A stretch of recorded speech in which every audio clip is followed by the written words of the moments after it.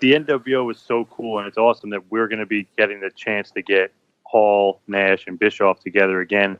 What's it like when the Outsiders and even Eazy are together? Is it like good old times, reliving the past of the NWO?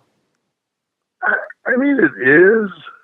I mean, because, but it's one of those things that it's almost like every time, like, especially with the three of us, because the three of us were kind of all there was at the beginning. It was because he was WCW and we were the Invaders.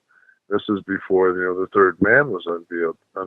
So basically, he was the foil, and we were the Invaders. So I mean, he was kind of representing WCW, and he did such a good job, and it was his idea, and it was just along the way tweaked here and there, but I mean, it was, conceptually, like when he laid it out to me before I even decided to come over, I knew it would. I mean, I remembered the angle a little bit from Japan, but of course, you weren't there to witness any kind of electricity, and the Japanese crowd is so different than the American crowd. But he sold me on it. I was like, and once again, that thing doesn't work if Scott doesn't get off, if his contract doesn't run out 6 days before mine. So I mean, two of the top four guys leaving within a week and showing up on the other network was huge. So I mean, the stars were definitely lined up for that thing. And but when we're together, man, it's almost like, wow, man, can you believe that something we did, especially in professional wrestling, when you feel like you've seen everything, it's just still like this, and it's still a very hot selling T-shirt. Like they put out the satin jackets, they sold well. So I mean, it's just like anything with NWO on it sells. The thing is I think it resonates also to, like the young kids. I mean, 8-year-old kids come up to us and give us the click sign. So, I mean, it's one of those things like, I guess when we said it was for life, I guess it is.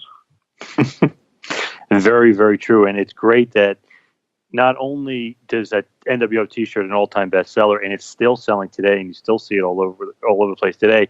It's like there's a certain vibe to the NWO. It's different. It's cool. The Too Sweet, the For Life, and you and Hall were like, obviously the Hogan heel turn was huge, and it was like water cooler talk. But you and Hall were the heart and soul. I mean, you guys were the glue, and you guys made it cool, and you made Hogan cool, which was almost unthought of at that point in time.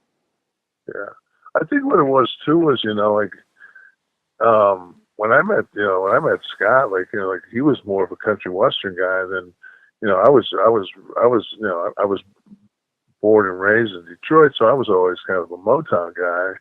And then like once West Coast rap got really hot, especially Death Row, it was like we started listening to Death Row a lot in the car, and like there was a lot of people. It was an old Mack 10 song.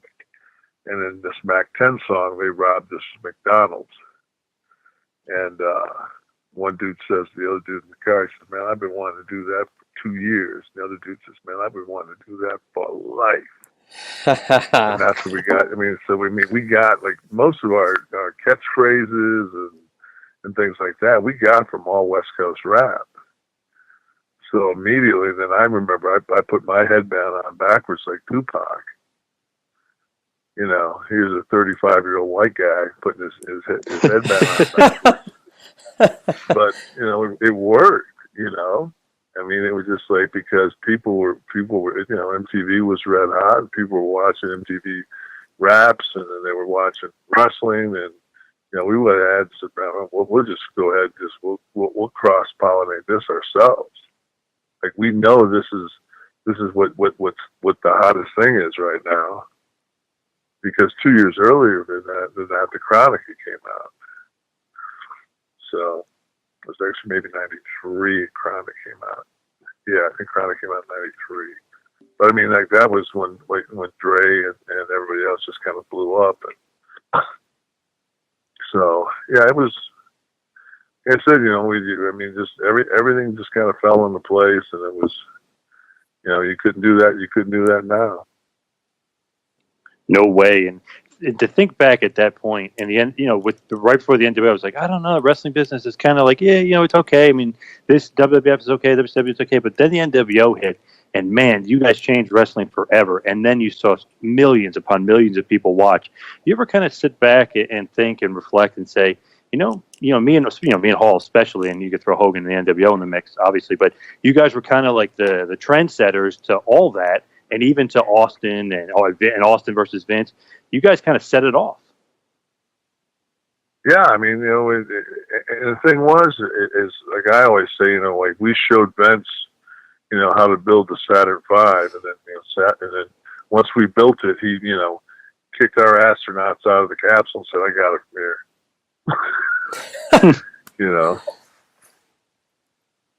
Absolutely.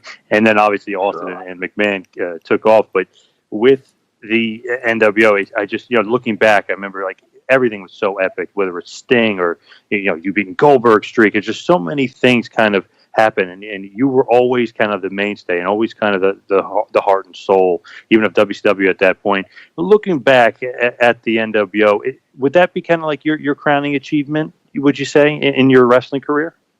Oh yeah, I mean, like when people like, I think if you want to look at somebody's career, always look at when they sign a belt.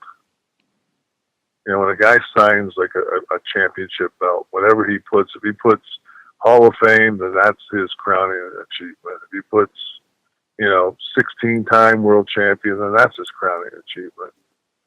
Like me, I always put Kevin Nash, NWO for life. Like that's what I put when I sign a belt. Like that's I think my legacy will be part of the NWO. Thank you for watching the Hannibal TV. Please like this video if you enjoyed it, and click the subscribe button to not miss any of our latest shoot interviews, match videos, or news updates. Follow us